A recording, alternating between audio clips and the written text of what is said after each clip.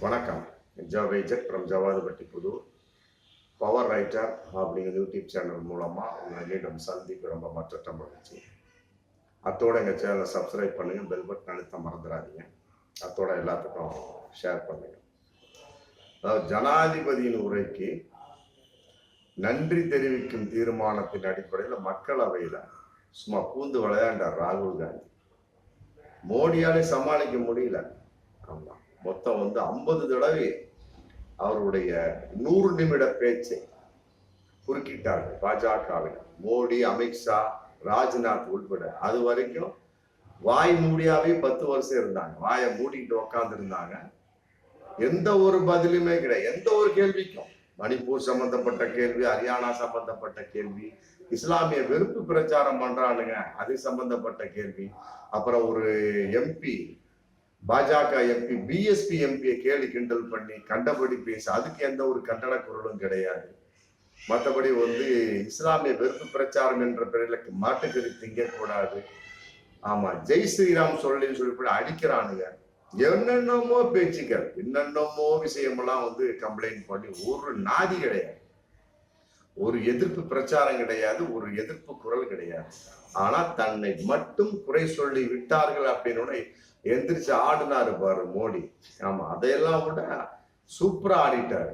சிவனை போன்று ஆடினார் ராகுல். ஆமா, சிவனேன்னு இருந்த மோடிய சிவனாய் மாறிய ராகுல் படு பயங்கரமாக ஆட்டி வைத்தார் அப்படிங்கிறத பயங்கரமான உண்மை. ஒண்ணும் கிடையாது, பலவிதமான கேள்விகள் கேட்கிறார். 10 வருஷமா அடக்கி வைத்திருந்த ஒரு ஆத்திரத்தை வெளிப்படுத்துவாரே ராகுல். வெளிப்படுத்த அவர் எதிர்கட்சிங்க, எதிர்கட்சி அங்கீகாரம் வந்துருச்சு. இன்னைக்கு மிகப்பெரிய ஒரு 10 வருடங்களாக இல்லாத அளவுக்கு 44 சீட்ல உள்ளவங்க இன்னைக்கு 99-100 சீட்டு வந்துட்டாங்க. அப்ப அந்த ஆவேசம் 10 வருஷமாக இருந்த ஒரு ஆவேசம் இருக்குமா இல்லையா?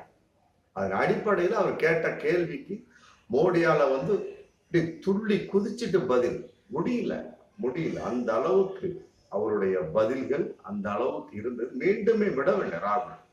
ஆமா, இதுக்கெல்லாம் பதில் சொல்ற வகையில மாநிலங்களவையில 2.5 மணி நேரம் பேசுறாரு. எதுக்கு பேசுறாரு? மக்களவையில ராகுல் பேச்சுக்கு பதில் சொல்ல முடியாத மோடி மாநிலங்களவையில 2.5 மணி நேரம் பேசுறாரு.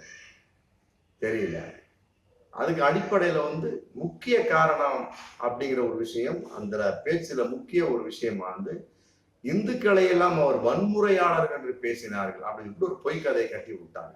அவருக்கு ஓப்பனா பேசுறார். அவர் பேசுற அனைத்து வீடியோக்களும் இன்னைக்கு சமூக வலைத்தளத்துல வைரலா போயிட்டு இருக்கு. என்ன பேசுறாரு? நீங்க மட்டும்தான் இந்துக்களா கேட்கிறார் மோடியை பார்த்து, அமித்ஷா பார்த்து கேட்கிறார், அந்த பாஜக குழுமத்தை பார்த்து கேட்கிறார். நாடாளுமன்றத்தில் உட்கார்ந்துக்கிட்டேன், நீங்க மட்டும்தான் இந்துக்கள் நினைச்சிட்டு இருக்கிறீங்களா? RSS குழுமம் மட்டும்தான் இந்த இந்தியாவில் இந்துக்களா? இந்த உலகத்துல இந்துக்கள்? நாங்கெல்லாம் இந்துக்கள் கிடையாதா? பிஜேபியை உள்ளவரை யாருமே இந்துக்களே கிடையாது. நாங்க தான் இந்துக்கள்.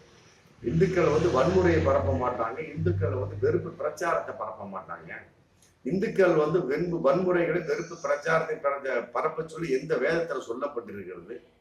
நீங்க ஒரு ஆள் தான் பண்ணிட்டு இருக்கீங்க. சும்மா காட்டமான பதில். உடனே மோடி என்ன பண்றாரு?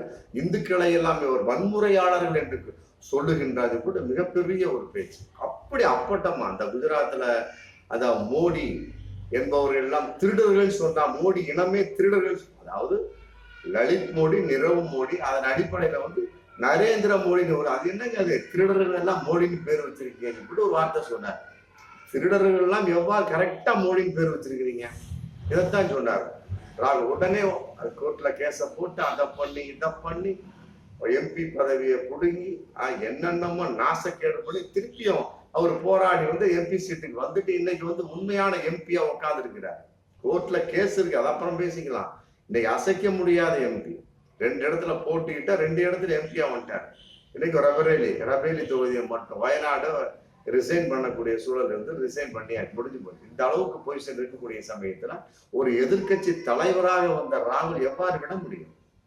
அதுக்குள்ள அந்த பேச்சை திரிச்சு உள்டா அடிச்சு கட் பண்ணி போட்டுக்கிட்டு சமூக வலைத்தளத்தில் ராகுல் காந்தி இந்துக்களை எல்லாம் வன்முறையாளர்கள் பேசுறாங்க போட்டு ஒரு புதிய புருடாவை கிளப்பி விட்டு எல்லாம் பத்தி எரிய வச்சு அங்கங்க இந்துக்கள் சம்பந்தப்பட்ட வகையில விழிப்புணர்வு ஏற்படுத்துறாங்கன்னு சொல்லி போட்டு பாஜக போராட்டத்தை பண்ணி மக்கள் யாரும் ஒத்துக்கவே இல்லை. எல்லாத்துக்கும் தெரியுங்க. உண்மையான வீடியோவை பார்த்த அனைத்து இந்து மக்களுக்கும், ஆமா, அந்த அத்தனை இந்தியர்களுக்கும் தெரியும். ஆமா, ராகுல் காந்தி எந்த வகையிலும் இந்துக்களை வன்முறையால் சொல்லவே கிடையாது.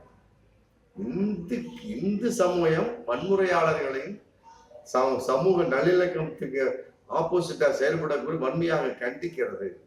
அப்ப நீங்க மட்டும்தான் இந்துக்கள் அப்படின்னு கேட்டார். ஆமா, அற்புதமான அந்த பேச்சை திரிச்சு ஒட்டி சப்ஜெக்ட் பண்ணி அதை உள்டா அடிச்சு ராகுலை வந்து பெட்டவர் ஏற்படுத்தணும் அப்படிங்கிறனால அங்கங்க போராட்டம். இதுக்கெல்லாம் வந்து ஆமா, மானங்கட்ட சில சாமியார்கள் உடந்தை. ஆனால் ஒரு சாமியார் இன்னைக்கு மானத்தோடு பேசியிருக்கிறார். சுவாமி அபி முக்கேஸ்வரானந்தா.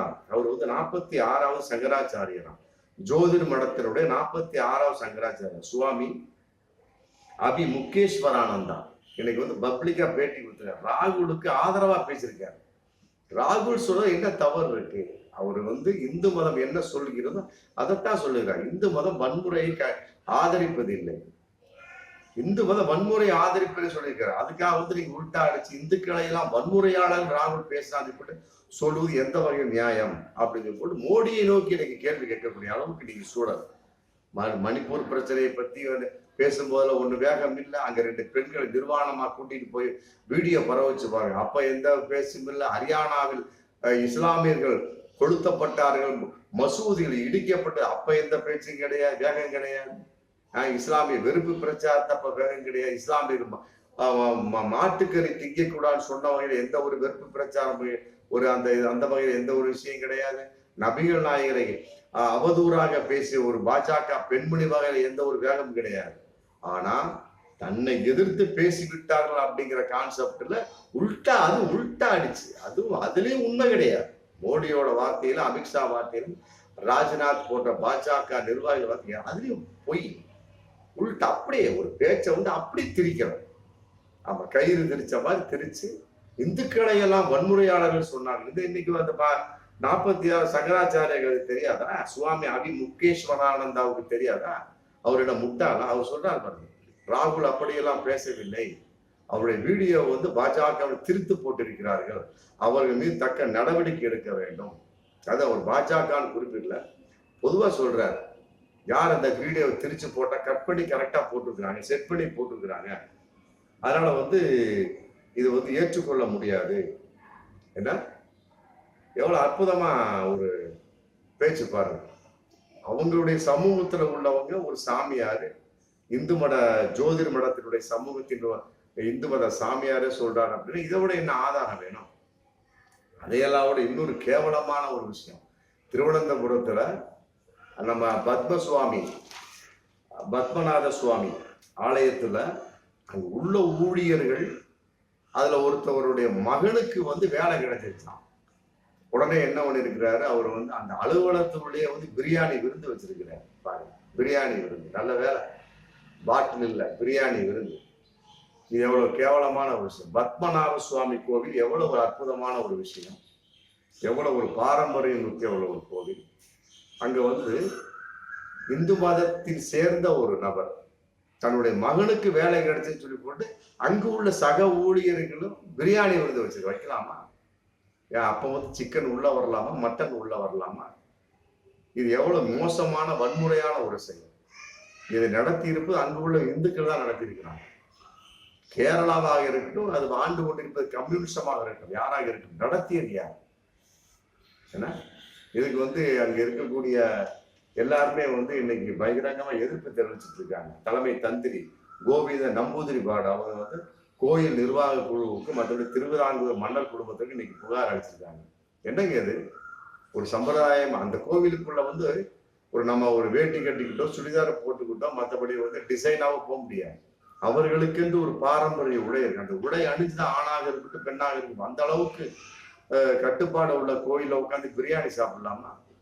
இதே ஒரு இஸ்லாமியன் செஞ்சிருந்தா விட்டுருப்பாங்க. இந்த பாஜகவினர் எல்லாரும் எதிர்த்து ஆடி இருப்பாங்க. தாட்டு புட்டு தக்காள வணக்கம் ஆச்சா போச்சா, இஸ்லாமியர்கள் அப்படித்தான். இப்ப இந்துக்கள் செஞ்சிருக்காங்க, என்ன பண்ணுவீங்க? அந்த சமஸ்தானத்துக்கே வந்து புகார் அளிச்சிருக்கிறார். திருவனந்தபுரம் பத்மநாப சுவாமி கோவில்ல அந்த அலுவலகத்துல ஒரு தெரியாத ஒரு வகையில ஒரு இஸ்லாமியன் தவறு பண்ணிட்டான். என்ன பண்ணிருப்பீங்க? பாஜக புது தெளிஞ்சிருப்பீங்களா? ஆச்சா போச்சா கேரளா பதவி விலக வேணும், அப்படி இப்படி பண்ணிருப்பீங்களா? அதோட இன்னொரு கேவலமான ஒரு சம்பவம் நடந்திருக்கு. அதே இங்க அதாவது கர்நாடக மாநிலத்துல சிக்கபல்லாபுரா தொகுதியில அவன் பாஜக மாஜாதாக்கன்னு மதசார்பற்ற ஜனநாயகத்தனம் தேவகவுடா கட்சி, பாஜகவும் தேவகவுடா கட்சி சேர்ந்து அங்க சில குறிப்பிட்ட அதுல இதுல ஜெயிச்சாங்க எம்பி தர. அதுல வந்து சிக்கபல்லபுரா தொகுதியில வந்து ஜெயிச்சது வந்து எம்பி ஜெயிச்சது வந்து சுதாகர், பாஜக எம்பி ஜெயிச்சிருக்காரு. ஜெயிச்ச ஆச்சு இன்னைக்கு 2-3 வாரத்துக்கு மேல ஆச்சுன்னு வைங்களா. ஆமா, உடனே வந்து மது விருந்து பிரியாணி, பீர் பாட்டில், விஸ்கி, பிராந்தி எல்லாம் பப்ளிக்காவே அந்த பண்ணியிருக்கிறார். பாருங்க, கர்நாடக மாநிலத்துல ஒரு பாஜக எம்பி பண்ற கூட்டாங்க. இதே வேறு விதமான ஒரு கர்நாடக எம்பி செஞ்சிருந்தா, மற்றபடி வேற கட்சி செஞ்சிருந்தா இந்த பாஜக சும்மா விட்டுருக்குமா? அதை வந்து டி.கே. சிவகுமார் வந்து கண்டனம் பண்ணி இது ஜே.பி. நட்டா பதிலளிக்க வேண்டும். பதிலாம் அளிக்கூடாது, ஜே.பி. நட்டா ராஜினாமா பண்ணணும். அதான் பகிரங்கமான ஒரு உண்மை. கர்நாடக மாநிலத்தை மது விருந்து ஜெயிச்சாங்கன்னா ஒரு ஓரமா போடு. இப்ப மட்டும் பாஜக வந்து சிக்கன் பிரியாணி சாப்பிடலாமா, மட்டன் பிரியாணி சாப்பிடலாமா? இப்ப மட்டும் சாதிக்கு தீங்கு வராதா? இது மட்டும் இந்து மதத்தை இழிவல்லையா? இந்த நேரத்துல மாட்டுக்கறி சாப்பிடலாமா, ஆட்டுக்கறி சாப்பிடலாமா, சிக்கன் சாப்பிடலாமா? இது மட்டும் மதத்தை விரோதித்ததாக ஆகாதா? மத துஷ்பிரயோகம் ஆகாதா? நீங்க சொன்னா அது வேத வாக்கு, அடுத்தவன் சொன்னா அது பூத வாக்கா? இதெல்லாம் யார்கிட்ட காது குத்துற விஷயம்? இதெல்லாம் கேவலமான ஒரு பாஜகவின் வெளிப்பாடு. ஆமா, உண்மையிலே வந்து ஏற்றுக்கொள்ள முடியாது. இதுல வந்து அந்த மது விருந்துல வந்து தொண்டர்கள்லாம் அடிச்சு அந்த தேவகவுடா கட்சிக்காரனும் பாஜகவனும் ஒண்ணுக்கு ஒண்ணு முட்டி மோதி பாட்டில வாங்கியிருக்காங்க. ஆளாளுக்கு 2 பாட்டில் 3 பாட்டில் வாங்கியிருக்கிறாங்க. பிரியாணி பட்டலம், ஏகப்பட்ட பிரியாணி பட்டலம். ஆமா, அவங்களால அந்த சுதாகர் அந்த குழு எம்பி குழுவாலே சமாளிக்க முடியல. இத்தனைக்கு பவுன்சர் போட்டு சப்ளை பண்ணிருக்கிறாங்க. அந்த ஏரியா ஃபுல்லா ஒரே காலையில எந்திரிச்சு பார்த்தோம்னா அந்த அந்த அந்த ஓப்பன் பிளேஸ் ஃபுல்லா ஒரே மது பாட்டில் பிரியாணியை சுத்தம் பண்ணிட்டு போக வேண்டியதானே. ஏன் அதை உங்க மோடி சொல்லி கொடுக்கலையா? அமித்ஷா சொல்லி கொடுக்கலையா? ஜே.பி. நட்டா சொல்லி கொடுக்கலையா? பீர் அடிக்க சொன்னது யாரு? விஸ்கி அடிக்க சொன்னது யாரு? சரி, அதை விட்டுரு. சிக்கன் பிரியாணி அசைவ உணவு சாப்பிட சொன்னது யாரு உங்களை? நான் தெரியாம கேட்கிறேன். கர்நாடக பாஜகவை பார்த்து தெரியாம கேட்கிறேன். இப்ப மட்டும் உங்க கட்சி ஓகே கொடுக்குமா? கேவலம். ஆமா, இந்த செயலுக்கு ஜே.பி. நட்டா கட்டாயமாக மன்னிப்பு கேட்டே ஆகும். இல்லாட்டி பதவி விலக வேண்டும் என்று பகிரங்கமான உண்மை. மீண்டும் அடுத்த வீடியோ சந்திப்போம். நன்றி.